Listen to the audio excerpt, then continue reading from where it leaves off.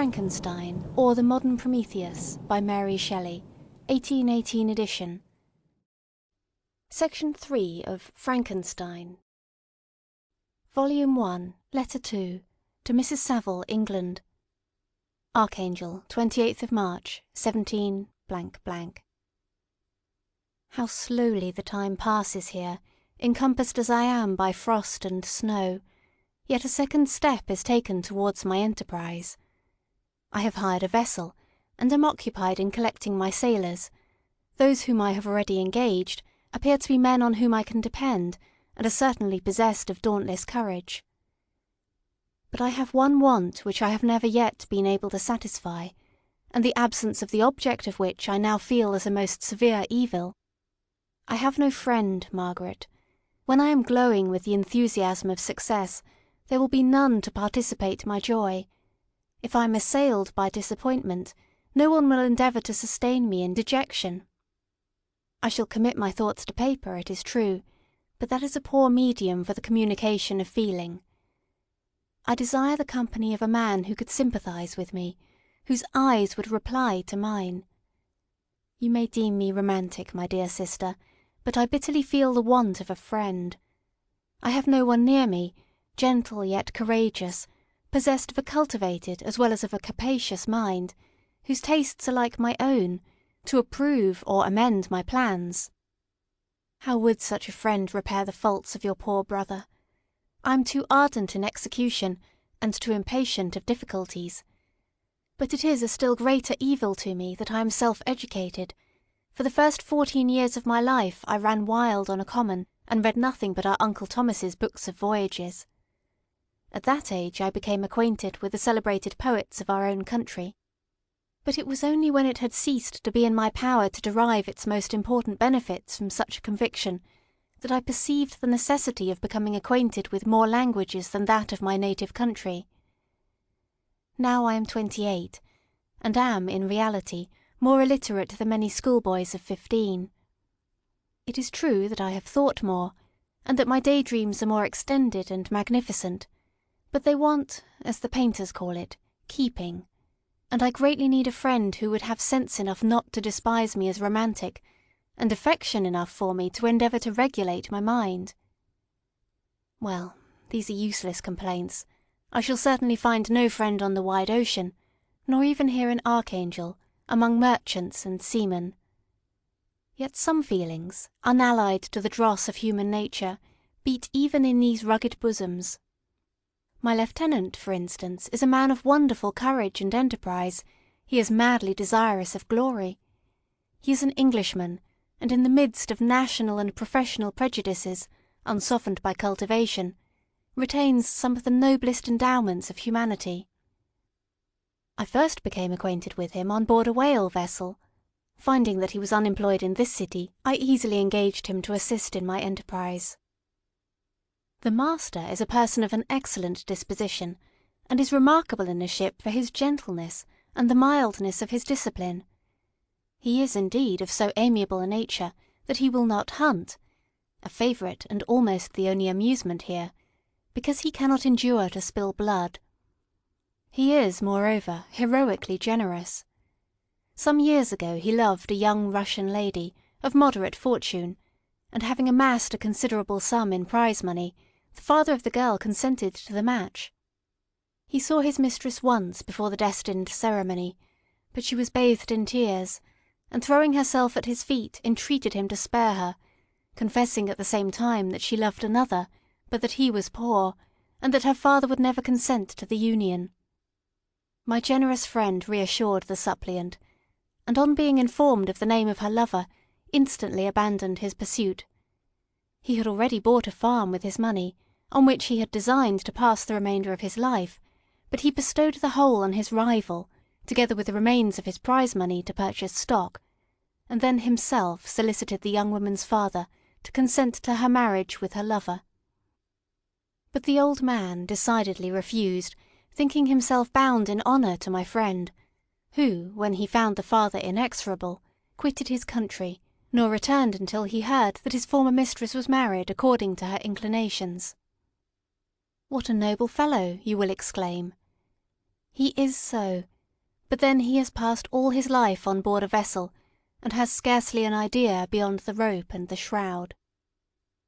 But do not suppose that because I complain a little, or because I can conceive a consolation for my toils which I may never know, that I am wavering in my resolutions. Those are as fixed as fate, and my voyage is only now delayed until the weather shall permit my embarkation. The winter has been dreadfully severe, but the spring promises well, and it is considered as a remarkably early season, so that perhaps I may sail sooner than I expected. I shall do nothing rashly. You know me sufficiently to confide in my prudence and considerateness whenever the safety of others is committed to my care. I cannot describe to you my sensations on the near prospect of my undertaking. It is impossible to communicate to you a conception of the trembling sensation, half pleasurable and half fearful, with which I am preparing to depart. I am going to unexplored regions, to the land of mist and snow, but I shall kill no albatross, therefore do not be alarmed for my safety. Shall I meet you again, after having traversed immense seas, and returned by the most southern cape of Africa or America? I dare not expect such success, yet I cannot bear to look on the reverse side of the picture. Continue to write to me by every opportunity. I may receive your letters, though the chance is very doubtful, on some occasions when I need them most to support my spirits. I love you very tenderly. Remember me with affection, should you never hear from me again. Your affectionate brother, Robert Walton. End of Section 3. Section 4 of Frankenstein by Mary Shelley, Volume 1, Letter 3, to Mrs. Saville, England, July 7th, 17 . My dear sister, I write a few lines in haste to say that I am safe and well advanced on my voyage. This letter will reach England by a merchantman now on its homeward voyage from Archangel, more fortunate than I, who may not see my native land, perhaps, for many years. I am, however, in good spirits, my men are bold, and apparently firm of purpose, nor do the floating sheets of ice that continually pass us, indicating the dangers of the region towards which we are advancing, appear to dismay them. We have already reached a very high latitude, but it is the height of summer, and, although not so warm as in England, the southern gales, which blow us speedily towards those shores which I so ardently desire to attain, breathe a degree of renovating warmth which I had not expected. No incidents have hitherto befallen us that would make a figure in a letter.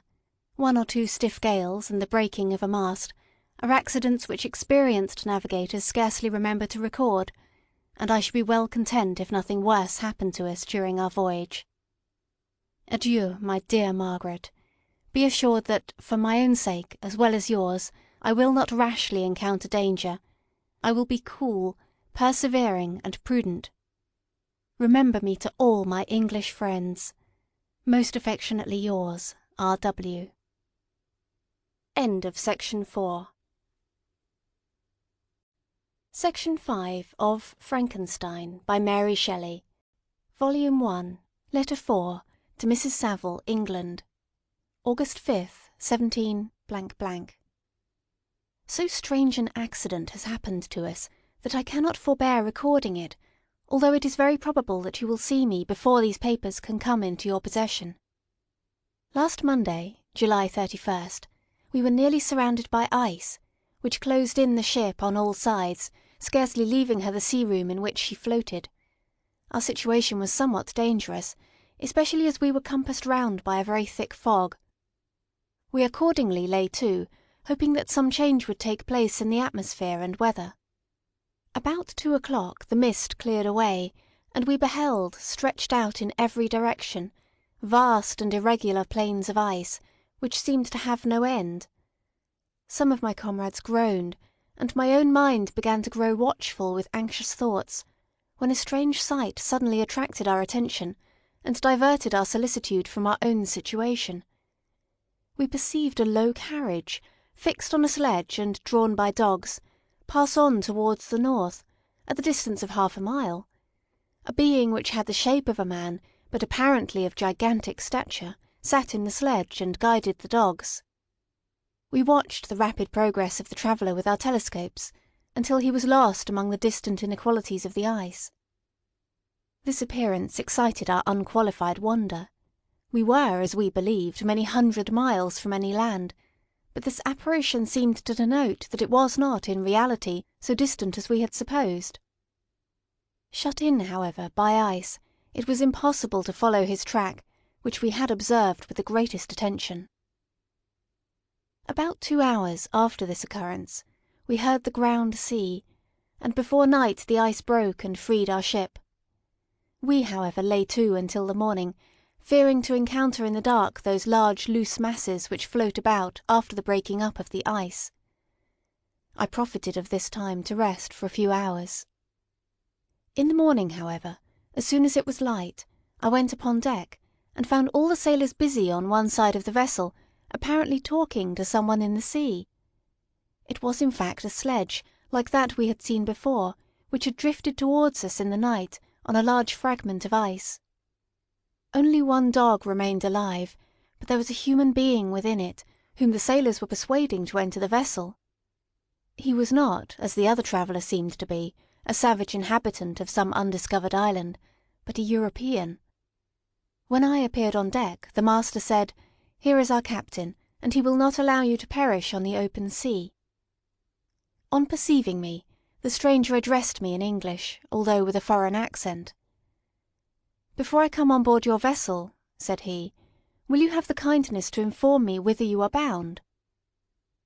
You may conceive my astonishment on hearing such a question addressed to me from a man on the brink of destruction, and to whom I should have supposed that my vessel would have been a resource which he would not have exchanged for the most precious wealth the earth can afford. I replied, however, that we were on a voyage of discovery towards the North Pole. Upon hearing this he appeared satisfied, and consented to come on board. Good God! Margaret, if you had seen the man who thus capitulated for his safety, your surprise would have been boundless. His limbs were nearly frozen, and his body dreadfully emaciated by fatigue and suffering. I never saw a man in so wretched a condition.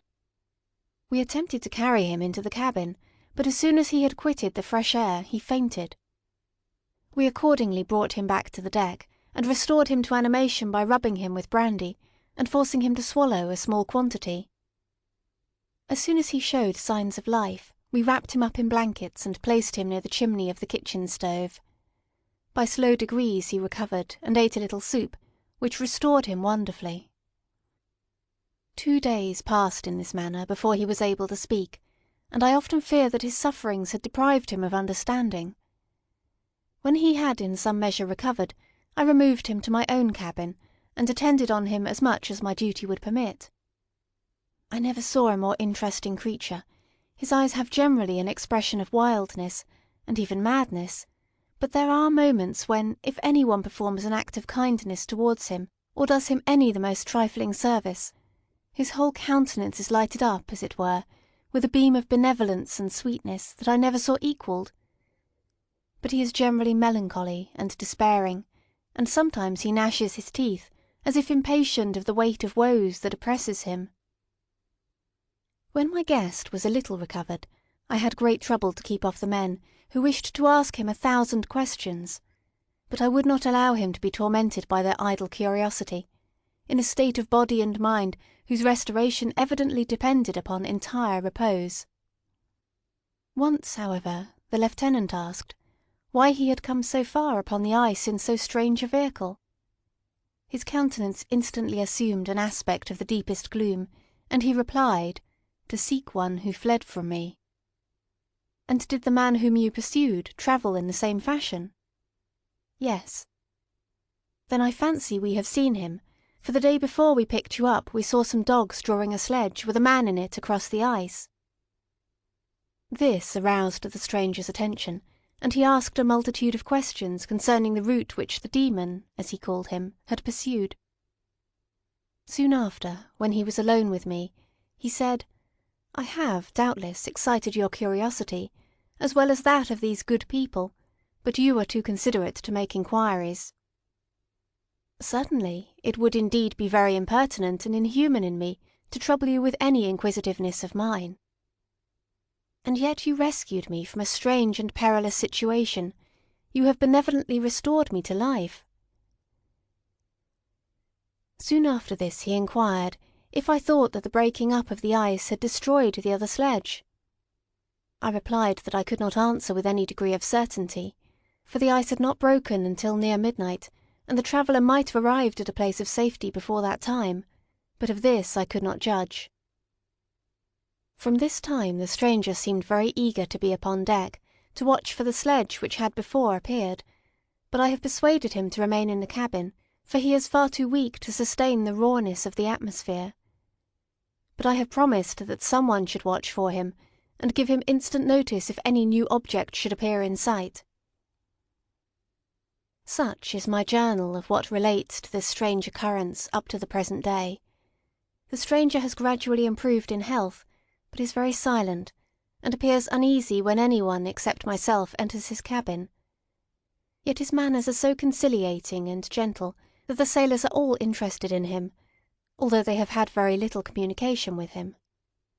For my own part, I begin to love him as a brother, and his constant and deep grief fills me with sympathy and compassion. He must have been a noble creature in his better days, being now in wreck so attractive and amiable. I said in one of my letters, my dear Margaret, that I should find no friend on the wide ocean.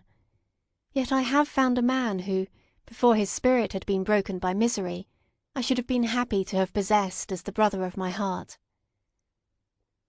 I shall continue my journal concerning the stranger at intervals, should I have any fresh incidents to record. August 13th, 17 . My affection for my guest increases every day. He excites at once my admiration and my pity to an astonishing degree. How can I see so noble a creature destroyed by misery without feeling the most poignant grief? He is so gentle, yet so wise, his mind is so cultivated, and when he speaks, although his words are culled with the choicest art, yet they flow with rapidity and unparalleled eloquence. He is now much recovered from his illness, and is continually on the deck, apparently watching for the sledge that preceded his own. Yet, although unhappy, he is not so utterly occupied by his own misery, but that he interests himself deeply in the employments of others. He has asked me many questions concerning my design, and I have related my little history frankly to him. He appeared pleased with the confidence, and suggested several alterations in my plan, which I shall find exceedingly useful. There is no pedantry in his manner, but all he does appears to spring solely from the interest he instinctively takes in the welfare of those who surround him. He is often overcome by gloom, and then he sits by himself, and tries to overcome all that is sullen or unsocial in his humour. These paroxysms pass from him like a cloud from before the sun, though his dejection never leaves him. I have endeavoured to win his confidence, and I trust that I have succeeded. One day I mentioned to him the desire I had always felt of finding a friend who might sympathise with me, and direct me by his counsel. I said I did not belong to that class of men who are offended by advice. I am self-educated, and perhaps I hardly rely sufficiently upon my own powers. I wish therefore that my companion should be wiser and more experienced than myself, to confirm and support me, nor have I believed it impossible to find a true friend. I agree with you, replied the stranger, in believing that friendship is not only a desirable, but a possible acquisition. I once had a friend, the most noble of human creatures, and am entitled, therefore, to judge respecting friendship. You have hope, and the world before you, and have no cause for despair. But I have lost everything, and cannot begin life anew. As he said this, his countenance became expressive of a calm, settled grief that touched me to the heart. But he was silent, and presently retired to his cabin. Even broken in spirit as he is, no one can feel more deeply than he does the beauties of nature.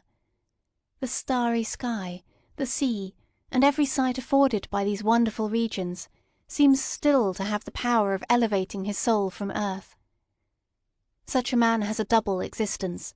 He may suffer misery, and be overwhelmed by disappointments, yet when he has retired into himself, he will be like a celestial spirit that has a halo around him, within whose circle no grief or folly ventures. Will you laugh at the enthusiasm I express concerning this divine wanderer? If you do, you must have certainly lost that simplicity which was once your characteristic charm. Yet, if you will, smile at the warmth of my expressions, while I find every day new causes for repeating them. August 19th, 17 . Yesterday the stranger said to me, "You may easily perceive, Captain Walton, that I have suffered great and unparalleled misfortunes. I had determined once that the memory of these evils should die with me, but you have won me to alter my determination.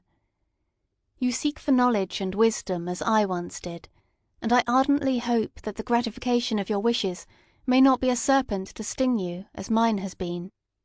I do not know that the relation of my misfortunes will be useful to you, yet, if you are inclined, listen to my tale. I believe that the strange incidents connected with it will afford a view of nature which may enlarge your faculties and understanding. You will hear of powers and occurrences such as you have been accustomed to believe impossible, but I do not doubt that my tale conveys in its series internal evidence of the truth of the events of which it is composed." You may easily imagine that I was much gratified by the offered communication, yet I could not endure that he should renew his grief by a recital of his misfortunes. I felt the greatest eagerness to hear the promised narrative, partly from curiosity, and partly from a strong desire to ameliorate his fate, if it were in my power. I expressed these feelings in my answer. "I thank you," he replied, "for your sympathy, but it is useless. My fate is nearly fulfilled. I wait but for one event, and then I shall repose in peace. I understand your feeling," continued he, perceiving that I wished to interrupt him, "but you are mistaken, my friend, if thus you will allow me to name you. Nothing can alter my destiny. Listen to my history, and you will perceive how irrevocably it is determined." He then told me that he would commence his narrative the next day when I should be at leisure. This promise drew from me the warmest thanks. I have resolved every night, when I am not engaged, to record, as nearly as possible in his own words, what he has related during the day. If I should be engaged, I will at least make notes. This manuscript will doubtless afford you the greatest pleasure, but to me, who know him, and who hear it from his own lips, with what interest and sympathy shall I read it in some future day? Section 5.